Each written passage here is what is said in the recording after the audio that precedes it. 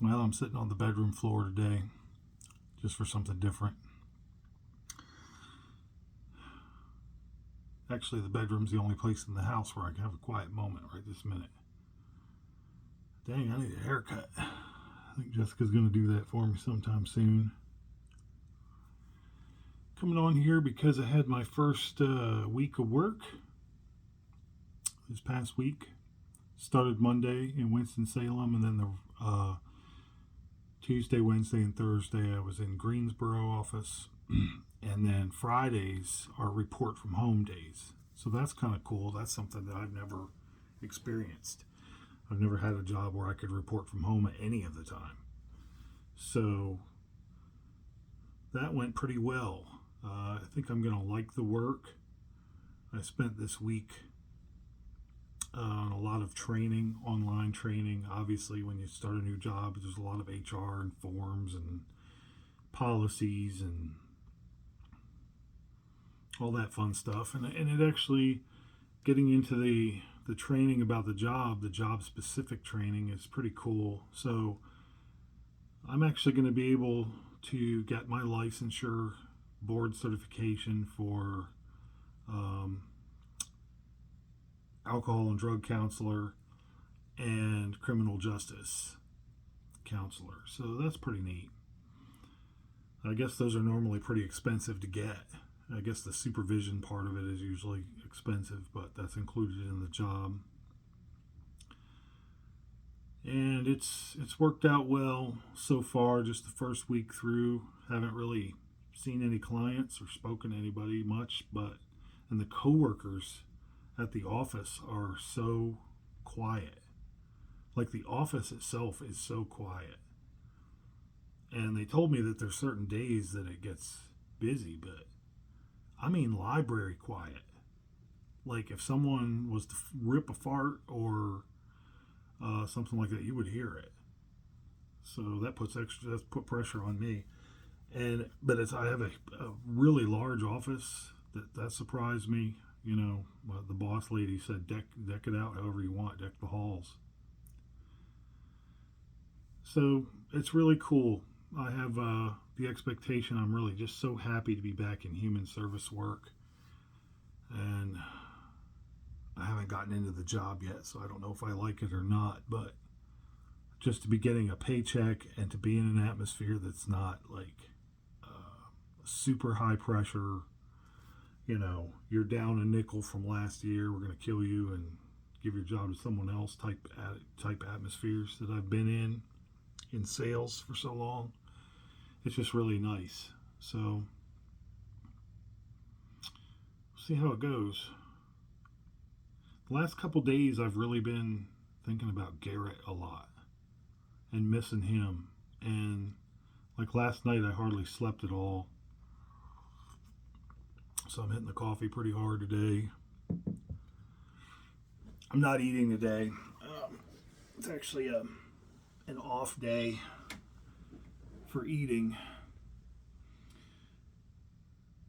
But I just was up thinking about him late last night. I really couldn't turn the thoughts off.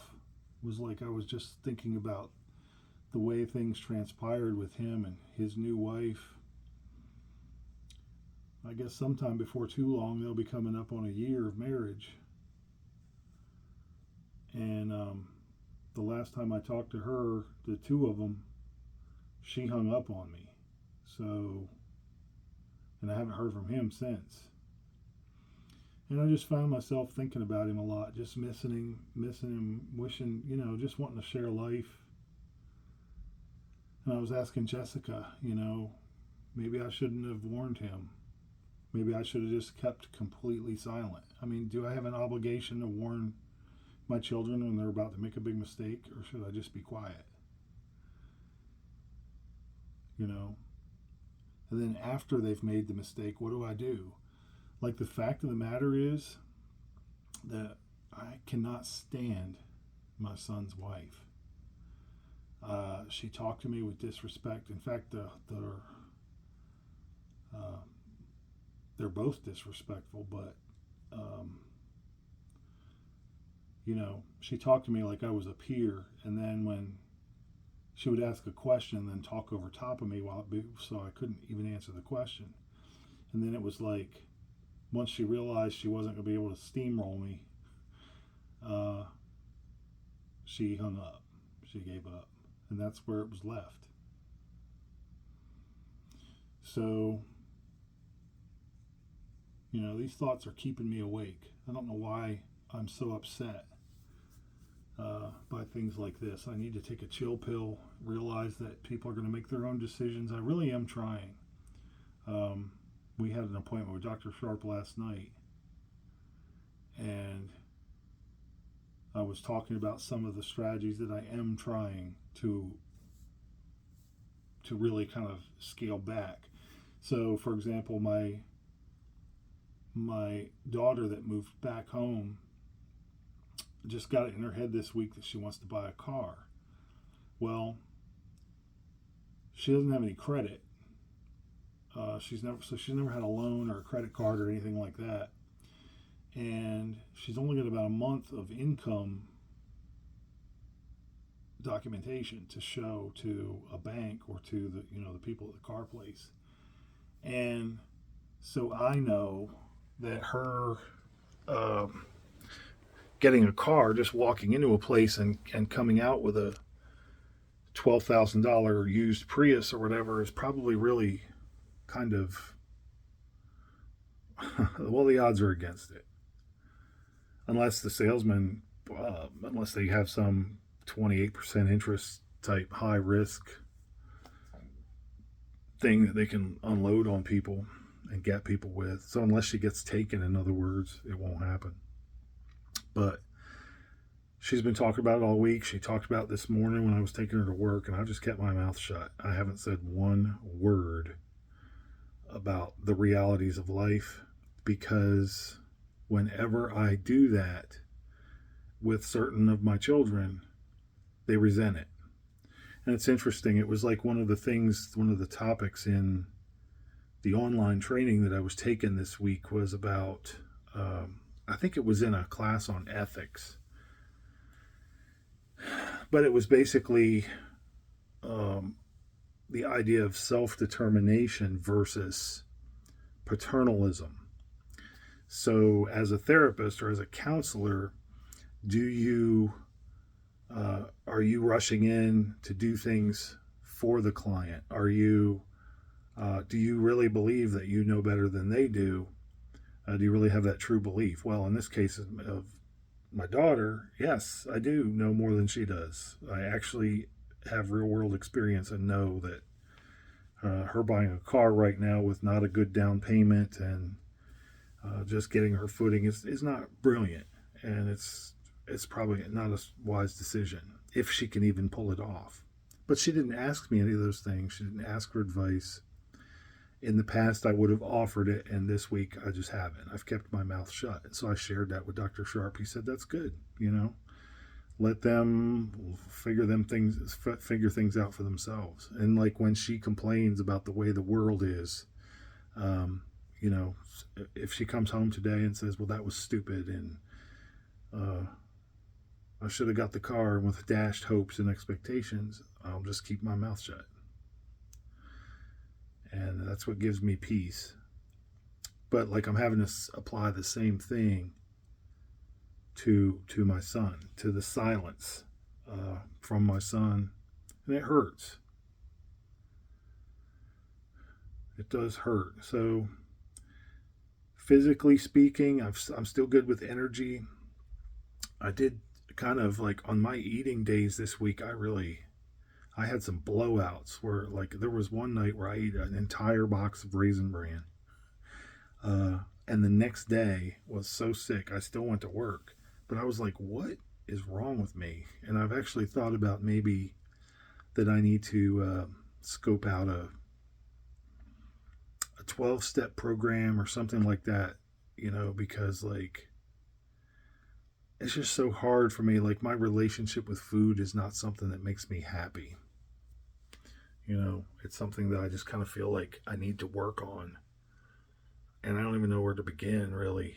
I mean, I've I know about CBT, cognitive behavioral therapy, and well, like for example, this week there were, I think, 2 days this week where I was just craving beer, and I didn't stop and get a 6 pack or anything crazy, but I did get 2 singles this week and drank both of them. And I was like, the next day, even that night, I felt dry. I felt like my nose was stuffed up, and it felt yucky the next day, because I'm supposed to be trying to lose weight. And when I eat clean, I eat vegetables and plant-based, stuff for the most part. I'm not hysterical. I'm not a vegan or anything like that.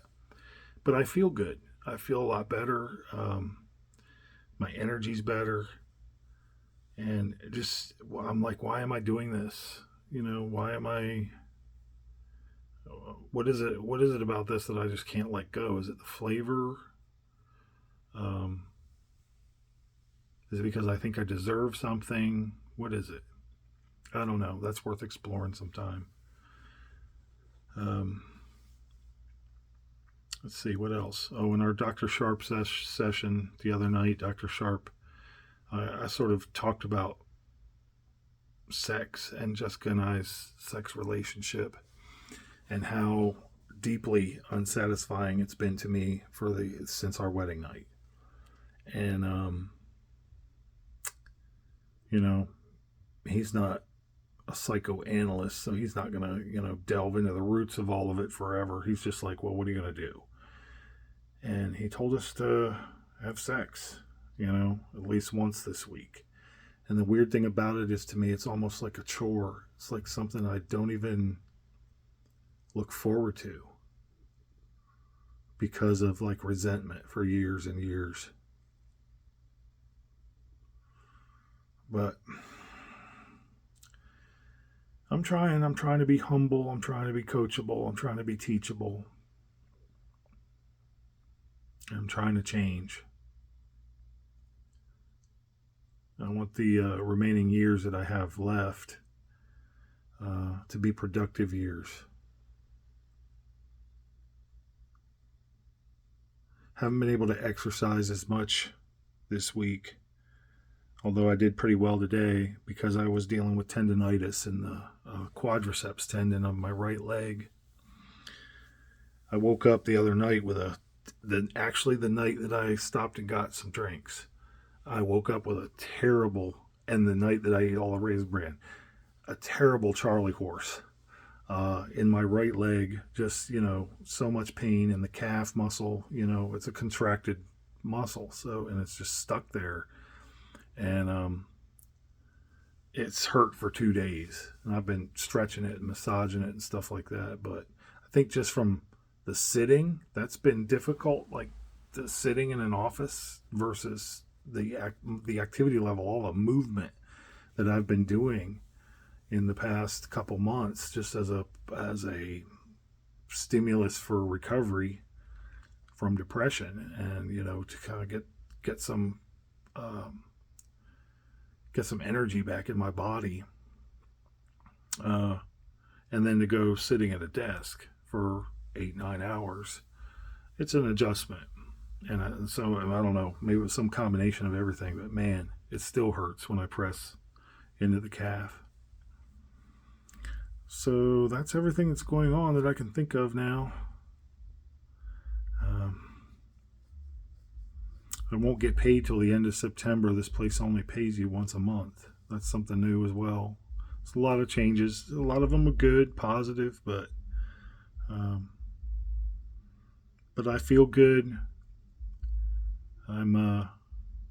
There's still questions I have, like about Garrett and about the church. Like I just miss church. I miss talking to people who have a passion for Jesus and not everything else. And that seems to be hard to find these days, but I'm in a pretty good place. I can see things are moving, and I've got some perspectives that I never had before. So that's all the news is fit to print.